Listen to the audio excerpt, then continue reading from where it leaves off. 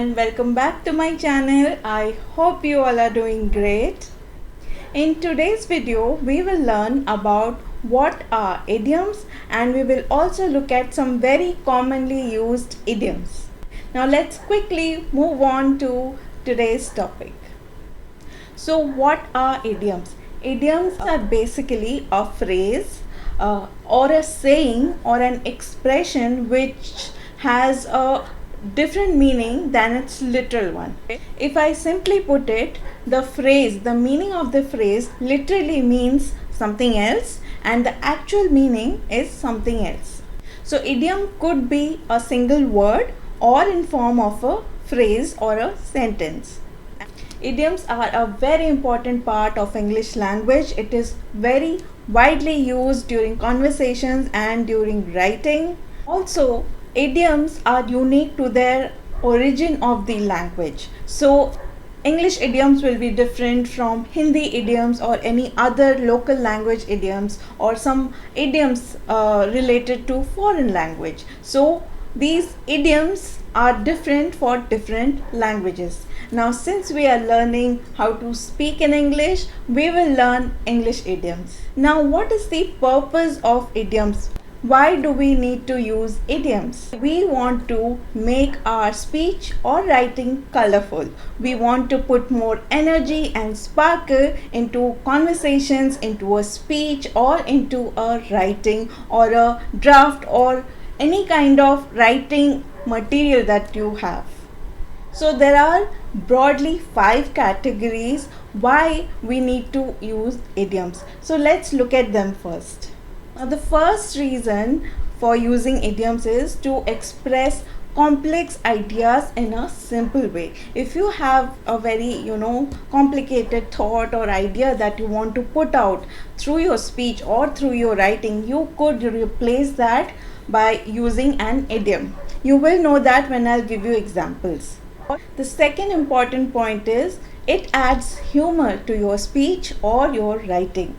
It just adds a fun element. The third reason is it grabs attention of the reader, of the person who you are talking with. Okay, so when you start using idioms in your conversations or your writing, as a reader, a person will be more attracted, more attentive to reading your material or listen to you more keenly because of the language that you've been using. So it just makes your material more interesting or your conversation more interesting. Another point is that it helps you establish a point of view. Now through idioms you can express your point of view. Every individual's point of view is different. So there are different idioms that you can use to give your point of view. So that is one more use of an idiom. Now the last purpose of using an idiom is it also shows which area you're from which region you are from. Maybe you are using an idiom which is used only in a particular region. If you're speaking in English, maybe in an English speaking country, maybe a native English speaking country. So it also shows where you're from. If you have written a book or if you have written something or you're talking about something at a public space, so when you use those idioms, people will be able to relate to it. They will understand, oh, you come from this place. Okay, so that creates relativity. So it helps you. So these are all the uses or purpose of using an idiom. So that is why idioms are very important in English language. So now let us look at some very commonly used idioms and its meanings. The examples of idioms that I'm going to give you must have heard in your everyday, day-to-day life or during conversations with someone, or you might have heard it somewhere in a video or in a gathering or somewhere. So all these phrases, all these idioms are very commonly used. I will also give you the meaning. You can use it correctly at the right place. The first idiom is, you can't judge a book by its cover. I'm sure you must have heard this a lot of times. Now let's look at its meaning. Now, what it means is that do not assume something about someone or something just by looking at, its outward appearance. Okay, so don't judge a book by its cover. Don't judge something based on outward appearance. Okay, be it a person or be it an object. Now, the next idiom is every cloud has a silver lining. Now, what it means is good things come as a result of bad things. Sometimes it seems that something bad is happening, but behind it there will be something good. There will be some good reason behind it. So I'm sure you must have had some experience like that in your life, where you have come across a bad experience or a bad incident, but something good happens after that. So that is what it means. Every cloud has a silver lining. So whenever you are in such a situation, you can use this idiom.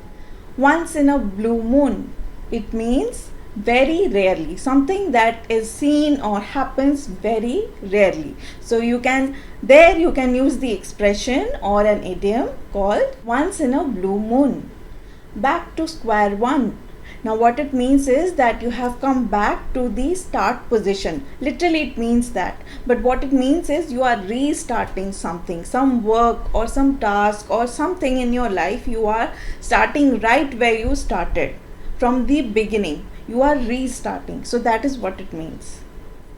We will cross that bridge when we come to it.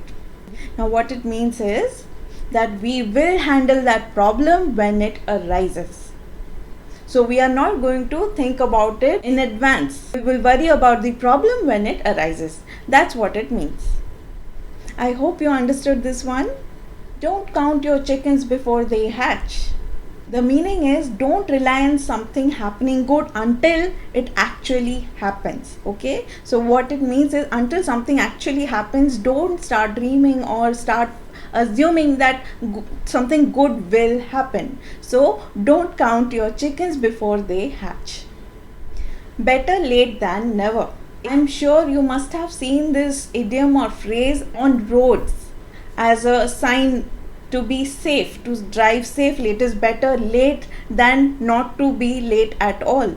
Those signboards tell you to drive slow. What it actually means is that it is better to arrive late than to not arrive at all. On a road, when you're driving or you're riding a bike, it asks you to drive or ride a bike carefully. It's better late than never.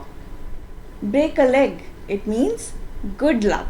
It is wishing someone good luck. Go break a leg. That means go do well. Good luck. Call it a day.